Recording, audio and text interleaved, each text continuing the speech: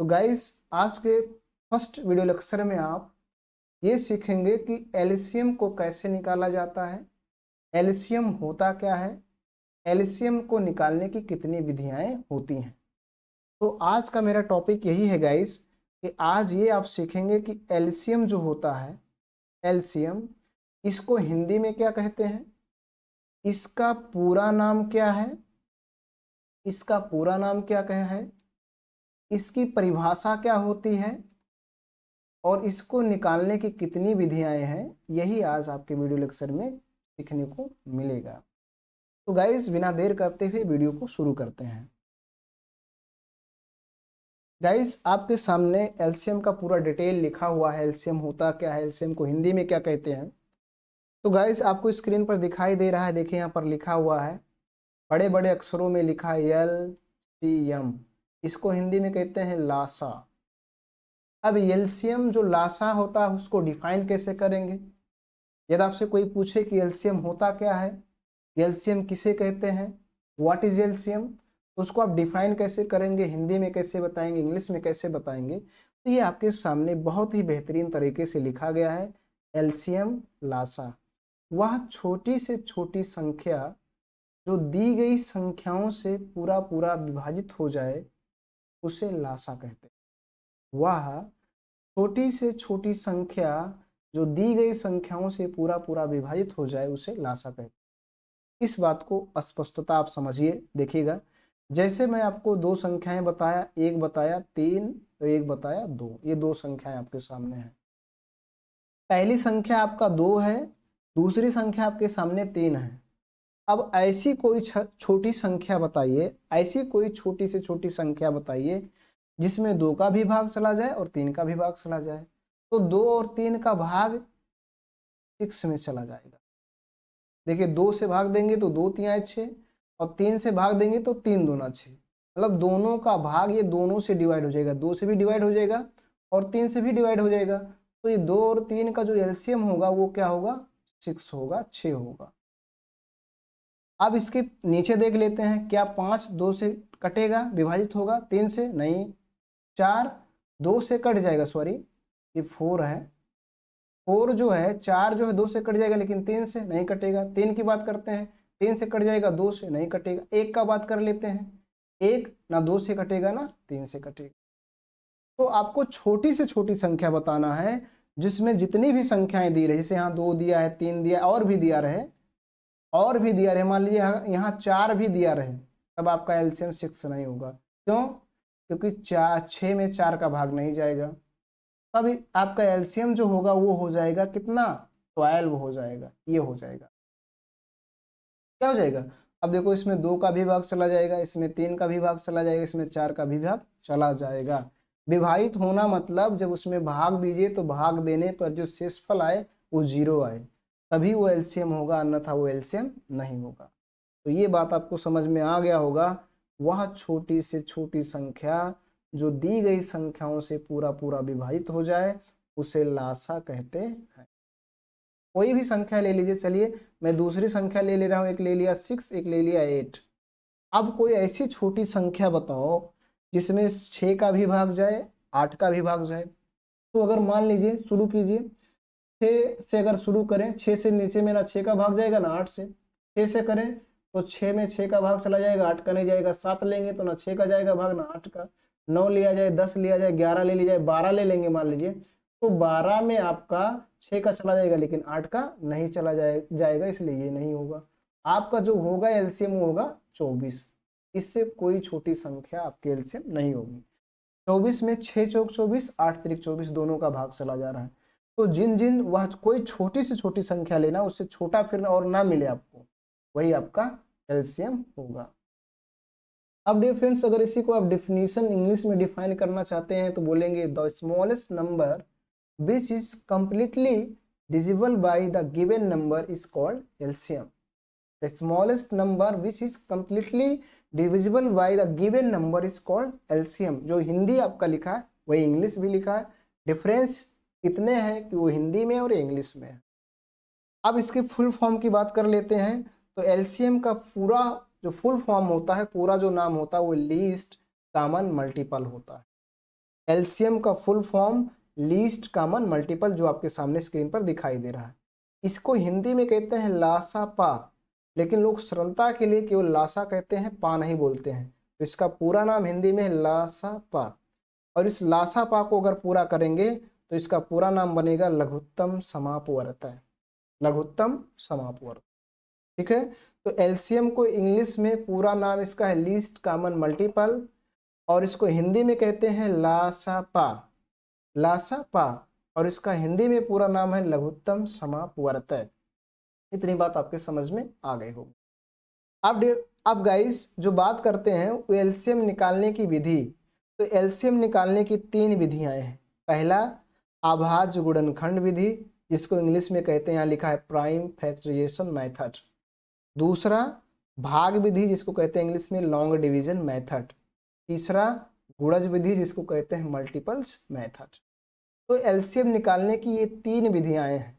3 तरह से आप एलसीएम निकाल सकते हैं। 2 या 2 से अधिक संख्याओं का एलसीएम आप 3 तरीकों से निकाल सकते हैं, चाहे 2 संख्या या 2 से अधिक है। 2 का होना कंपलसरी है, एक संख्या का कोई एलसीएम नहीं होता है। ठीक है, एक संख्या का एलसीएम वही होगा, तो इसका मतलब वो इसका कोई एलसीएम नहीं निकाला जाता है। तो 2 संख्याएं कम से कम हो और अधिक से अधिक चाहे जितना भी हो, सभी का आप एलसीएम आसानी से 3 विधियों से निकाल सकते हैं, आभाज्य गुणनखंड विधि द्वारा, भाग विधि द्वारा और गुणज विधि द्वारा। डियर फ्रेंड्स, गाइस इस वीडियो लेक्चर में आप पहले विधि को सीखेंगे, आभाज्य गुणनखंड विधि से एलसीएम कैसे निकाला जाता है। तो आप इसको फर्स्ट स्लाइड में सीखेंगे कैसे इसका हमें एलसीएम निकालना है। गाइस आपके सामने ये सादा पेज आया हुआ है, इसमें आप पहले रूल्स को सीखेंगे। पहला रूल्स जो आपका है आभाज्य गुणनखंड विधि, आभाज्य गुणनखंड विधि, मतलब इस विधि से एलसीएम कैसे निकालेंगे, पहला रूल्स इस वीडियो लेक्चर में आप सीखेंगे। तो अब मान लीजिए मैं एक संख्या लिया, देखिएगा ये मैंने लिखा हूं, मैंने एक संख्या लिया 6 और मैंने एक संख्या लिया 8। मैंने कहा इसका एलसीएम होगा 4। ये छोटी संख्या तो मैंने आसानी से बता दिया, 6 को 6 से भाग ट्राई मार के देखा और पता चल गया। लेकिन ये तो कोई बड़ी संख्या है, तो उसका हम कैसे बताएंगे? तो फिर उसको रूल्स का हमें पालन करना पड़ेगा, उसके मेथड के अनुसार निकालना पड़ेगा। तो इसीलिए ये जानना हमारे लिए बहुत जरूरी है, कैसे निकालेंगे। तो इस विधि से निकालेंगे। तो डियर फ्रेंड्स, यदि आप हिंदी मीडियम के हैं तो हल डाल दीजिए, और यदि आप इंग्लिश मीडियम के हैं तो सॉल्व डाल दीजिए। ठीक है, सॉल्व डालने के बाद डियर फ्रेंड्स क्या कीजिए, इनका प्राइम फैक्टर कीजिए, आभाज्य गुणनखंड। तो आभाज्य गुणनखंड करने के लिए ऐसे लिखना है, फिर यहाँ से सबसे छोटी संख्या लेना, उससे भाग देना, तो 2 ले लीजिए। 2 का टेबल पढ़िए, 2 3 6, जितना बार पढ़ेंगे यहाँ लिखेंगे। अब 2 से इसमें भाग नहीं जाएगा, 3 से देंगे, यहाँ आ गया। अब इसी को आप यहाँ लिख देंगे, तो क्या हो जाएगा 2 गुणे 3। इधर वाला जो आप कर रहे हैं देखिएगा वही लिखना है।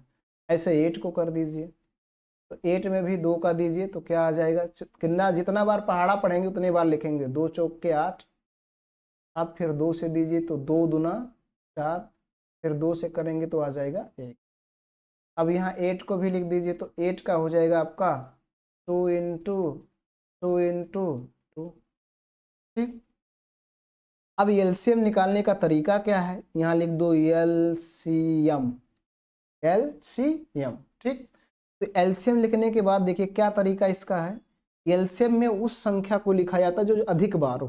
तो देखो इसमें 2 1 बार है, इसमें 2 3 बार है, तो ये 3 बार वाला लिख लीजिए। जो अधिक बार होगा उसी को लिखेंगे। 2 3 बार है तो 3 बार वाला लिख लेंगे। इसमें 3 है, इसमें नहीं है, फिर भी लिख लेंगे। होगा तब भी लिखेंगे, नहीं होगा तब भी। ये बात आपको याद रखना है कि जो सबसे अधिक बार होगा उसको लिख लेंगे, और जो होगा सभी में वो भी लिखेंगे, जो नहीं होगा उसको भी लिख लेंगे। अब इन्हीं का मल्टीपल कर लीजिए, गुणा कर लीजिए। तो गुणा करेंगे तो 3 दूना 6, 6 दूना 12, 12 दूना 24। ये आ गया आपका, जैसे मैंने यहाँ शुरू पर बताया था, इसका एलसीएम 24 होगा। तो इसी को कहते हैं आभाज्य गुणनखंड विधि, प्राइम फैक्टराइजेशन मेथड। ठीक, चलिए एक और समझ लेते हैं। मान लीजिए एक सवाल थोड़ा सा बड़ा ले लेते हैं। एक ले लिए 24 24 और दूसरा ले लिए 36। ठीक, चलिए एक इसमें एक और बढ़ा लेते हैं। एक मैंने ले लिया 40, 3 नंबर्स होगी, 3 संख्या है। अब इनका हमें एलसीएम निकालना है, तो वही बात हिंदी में है तो 100 हल डालिए, इंग्लिश मीडियम में तो सॉल्व डाल दीजिए। इनका प्राइम फैक्टर कर लीजिए आप आराम से। तो 2 से भाग देंगे तो यहाँ देखिए आ जाएगा 12 दूना 24, फिर 2 से भाग दीजिए तो 6 आ जाएगा, फिर 2 से दीजिए तो 3 आ जाएगा। मैं उम्मीद करता हूँ ये आपको आता होगा। फिर 3 से कर दीजिए 1 आ जाएगा। प्राइम फैक्टर तो आप कर ही लेंगे। उसके बाद आप यहाँ लिख दीजिए 24 इक्वल टू, बनाइए बराबर का निशान, फिर जो यहाँ आया है वही लिख दीजिए 2 गुड़े 2 गुड़े 2 गुड़े 3, ये हो गया। ऐसे 36 का कीजिए, ऐसे 36 का भी कीजिए। 2 से करेंगे तो आ जाएगा 18 दूना 36, फिर 2 से करेंगे आ जाएगा 9, और फिर 3 से कर दीजिए तो आ जाएगा 3, फिर 3 से कर दीजिए तो आ जाएगा 1। तो यहाँ पर लिख दीजिए 36 बराबर हो गया 2 गुड़े 2 गुड़े 3 गुड़े 3। ऐसे 40 का भी कर लीजिए, तो इसको भी 2 से करेंगे तो हो जाएगा 20 दूना 40, फिर 2 से करेंगे हो जाएगा 10, फिर 2 से कर दीजिए तो हो जाएगा 5, और फिर अब की बार 5 से होगा तो आ गया 1। अब यहाँ लिख लो 40 बराबर आ गया 2 गुड़े 2 गुड़े 2 गुड़े 5। अब यहाँ आपको लिखना है एलसीएम। क्या लिखना है? एलसीएम। ठीक, तो एलसीएम लिखने के बाद आप क्या करो डियर फ्रेंड्स, ध्यान से समझिएगा। एलसीएम लिखने के बाद अब इनमें देखिए 2 इसमें भी है, 2 इसमें भी है, 2 इसमें भी है, लेकिन आपको ये देखना सबसे अधिक बार किसमें है। तो 1 2 3, ऊपर वाले में 2 3 बार, नीचे वाले में 2, उसके बीच वाले में 1 2 2 बार, इसमें 3 बार। तो 3 बार वाला लिखना, जो अधिक बार आएगा 2 गुड़े 2 गुड़े 2। इसमें देखिए 3 है, इसमें भी नहीं है, इसमें भी है लेकिन इसमें नहीं है। देखिए इसमें 3 एक बार, इसमें 2 बार है, तो 2 बार वाला लिखना। आपको हमेशा अधिक बार वाला लिखना है, जो ज्यादा बार आएगा। इसमें देखिए 5 है ना, इसमें है ना, इसमें है, तो मैंने कहा जो होगा वो भी लिखेंगे, जो नहीं होगा वो भी लिख लेंगे। तो लिख लिए। अब गुणा कर लीजिए इनका। तो इसका गुणा इसमें कीजिए, 5 तियाएं 15, और 15 गुणा इसमें कीजिए, 15 तियां 45, 45 दूना 90, 90 दूना 180, और 180 दूना 300। तो ये हो गया आपका। तो इस तरह से आप आभास गुणनखंड विधि की मदद से 2 या 2 से अधिक संख्याओं का एलसीएम आसानी से निकाल सकते हैं। तो अगले अगले वीडियो लेक्चर में आप सेकंड मेथड्स को सीखेंगे कि कैसे इनको लॉन्ग डिवीजन मेथड से एलसीएम निकालना है। बस आज के वीडियो लेक्चर में इतना ही। धन्यवाद।